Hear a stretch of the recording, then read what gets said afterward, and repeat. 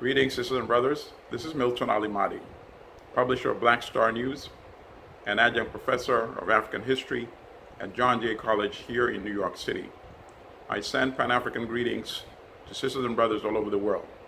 I salute everybody engaged in improving the lives of African people anywhere on this earth.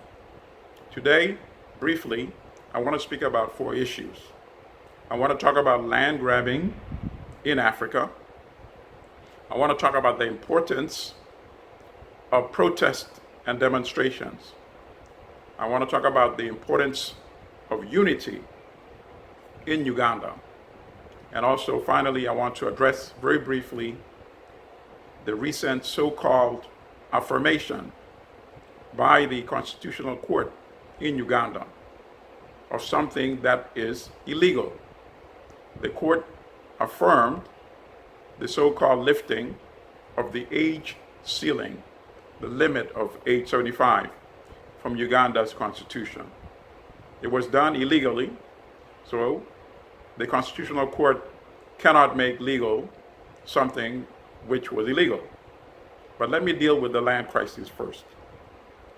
Land grab, major issue in African countries, where the political and the military elite, these corrupt entities, who rather than benefiting African people, serve foreign interests in league with wealthy foreign so-called investors and foreign corporations, are throwing people off the land, turning people into homelessness and destitution, and then giving off this land to these foreign enterprises. Is a major problem in many African countries. Case in point, in Uganda, as I speak today, the 340 people who were chased from their farms in Apa, in the northern part of Uganda. The regime, it is alleged by critics, want to turn this into commercial farming and also to expand game preserves. And I understand there's a South African named Bruce Martin who's also interested in acquiring this land. So the dictatorship in Uganda under General Yoweri Museveni has been there for 32 years.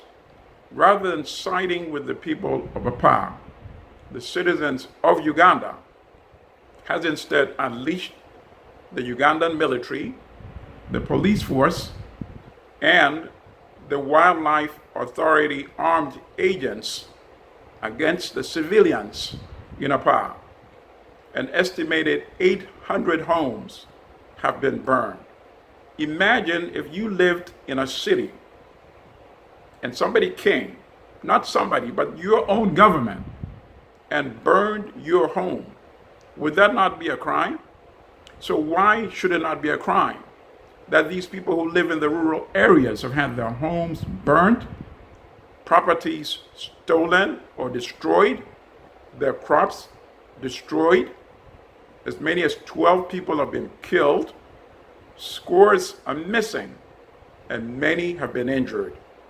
That is why they fled to the safety of the compound of the offices of the United Nations High Commissioner for Human Rights, the offices in the city of Gulu.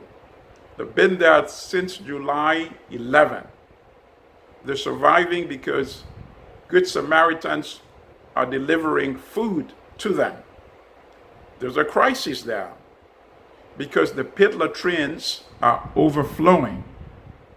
So there's a potential threat of a spread of cholera. And as we know, that would be very devastating.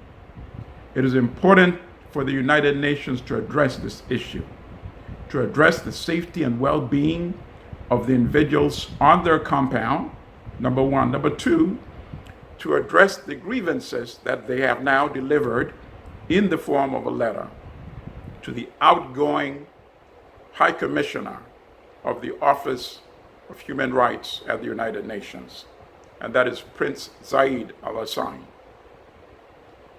That is the situation today as I speak in Uganda. the regime has managed to isolate the people in Apa by painting this as if it's a crisis that is localized to that community. But as Ugandans know, land grabbing by the Museveni dictatorship is a national issue. So people from other parts of the country have now started supporting the people of Apa. People from Soroti have been delivering food to them. This is very good and very critical. This is a national attack on Ugandans by the Museveni regime. So Ugandans in all parts of the country should support one another. Do not allow this dictator to divide and rule, as is done for 32 years already. If there's land grabbing campaign going on in central Uganda, people from other parts of Uganda should support those who are resisting. The same thing, if it's ongoing in the eastern part or in the west, everybody should come together and support the victims. So I'm glad to see that people from Soroti are extending support. I urge other Ugandans from other parts of the country and the national leadership to come and visit the victims of the Museveni attack, who are now in the compound of the United Nations. I understand that a British member of parliament, Paul Williams, has written to the British Foreign Secretary and asked him to intervene in this matter. And why is this relevant? Because the British are one of the major foreign aid suppliers to the Ugandan regime. So they do have a stake and an interest in this issue. Now let me address the importance of protests and demonstrations. We here in New York have been protesting against the Museveni regime for years, and it's yielding some fruit. The attitude of the United States towards the Ugandan dictatorship is changing. And how do I know that? Because in November 2017, the US Justice Department issued a public statement. It's on its website, even today as I speak, implicating General Museveni and his Foreign Minister Sam Kutesa in an ongoing trial in the US where they're allegedly involved in money laundering and accepting bribes. I've spoken about that case before, so today I won't go into the details. Suffice to say, this is an important development because in the past, the US administration would have protected Museveni and not announced this case publicly. I'm following this case and I'll provide more details in the near future. So that's the importance of protests and demonstrations and denouncing this dictatorship on a constant and regular basis. I see protests have been quite effective in London, in the United Kingdom, and that is why today we have a member of parliament, Paul Williams, agitating on behalf of Ugandan victims of the Museveni dictatorship. I see protests have been going on in South Africa. I encourage Ugandans, wherever you are, to protest and denounce the dictatorship and the country where you reside. Urge that administration through protests and demonstrations to cut off any support to this dictatorship. Support can be maintained so long as it goes directly to the beneficiaries at the grassroots, not through this corrupt regime, which recently stole millions of dollars which were sent to help the victims of the South Sudan war, who are now refugees in Uganda, a war which was instigated, not by accident, by dictator Museveni in December 2013. Here is the irony.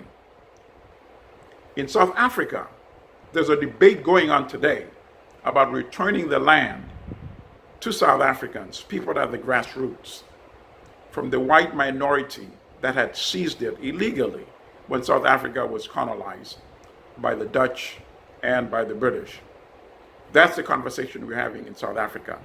In Uganda, we have an African regime, a dictatorship, taking the land away from Ugandans and inviting foreigners to take over this land, which the regime is stealing from its own citizens on behalf of foreign interests. This must not be allowed. Let me speak briefly now on the age limit, the age ceiling issue in Uganda.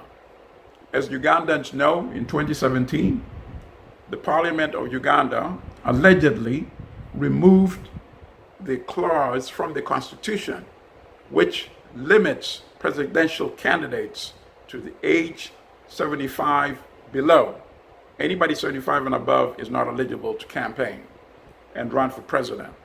Obviously, dictator Museveni wanted that because by the time of the next elections, he would be officially older than 75 if he is not already older than 75. But how was this done? The parliament, and this is documented, members of parliament were bribed by dictator Museveni. Bribe is illegal anywhere in Uganda, anywhere in the world, in Uganda as well. So paying a bribe and accepting a bribe and then voting based on that bribe, that is a null and void vote. So it's a nullity. Ugandans should act as if the age limit clause was never removed because we don't accept that bribes are legal. So if we don't accept that bribes are legal, how can the outcome of a bribe, voting to remove the age limit, be legal? That's not possible. Any way you analyze it, it's just not possible. What Ugandans need to do is this: file lawsuits against the members of parliament who accepted the bribes, and also file a lawsuit against the dictator. Even though he may have immunity, it's public, you'd be able to document all the evidence and the material, and then urge members of parliament to actually initiate impeachment proceedings against this dictator who's totally corrupted the country. The members of parliament are supposed to be honored because they set the laws of the country. So if a president, a so-called president of the country, bribes members of parliament, it shows you he has utter disregard for the institution of parliament and has utter disregard for the citizens of Uganda who elected these individuals to become members of parliament. So that's what Ugandans need to do. Act as if the age limit still exists because it was so-called removed illegally. It was never removed. Sisters and brothers, those are my comments for today. Stay strong, stay positive, stay united. United. Unity is critical. Don't allow this dictator to continue dividing and ruling and harming Ugandans. May the Creator continue to bless you and your family. Thank you, sisters and brothers.